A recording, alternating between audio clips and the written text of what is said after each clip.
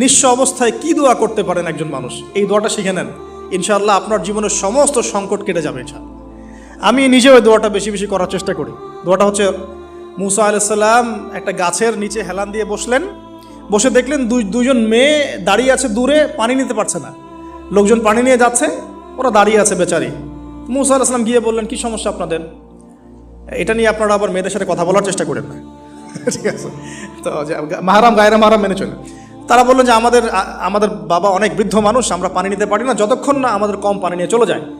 মুসা আলাইহিস সালাম তো একটু বললাম না, ফিজিক্যালি খুব স্ট্রং ছিলেন, থাকে না বডি বিল্ডার, সামনে গিয়ে কথা বলে সরো পানি নিতে দাও, তখন মানুষ একটু মূল্যায়ন করে না। তো মুসা আলাইহিস সালাম এভাবে পানি নিয়ে দিলেন এবং বাছুরদেরকে পানি পান করালেন, করিয়ে গাছের নিচে এসে বসে আছেন। বসে বসে তিনি দোয়া করছেন, এই যে দোয়াটা তিনি দোয়া করছেন, রব্বি, একটা নেক কাজ করলেন, নেক কাজ করলেন না, মানুষের উপকার করলেন, নেক কাজ করে এসে গাছের নিচে বসে দোয়া করছেন, আল্লাহ এখানে তো আমার খাবার পানি বাসস্থান কিছুই নাই, আমি কি করব?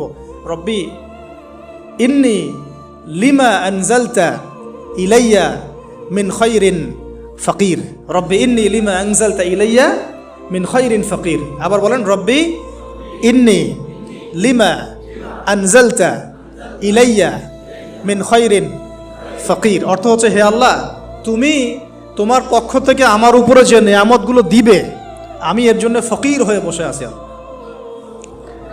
অর্থ বুঝে পড়বেন ভাই, নামাজ রোজা হজ জাকাত যাই করেন আল্লাহর ওয়াস্তে অর্থ বুঝে পড়বেন।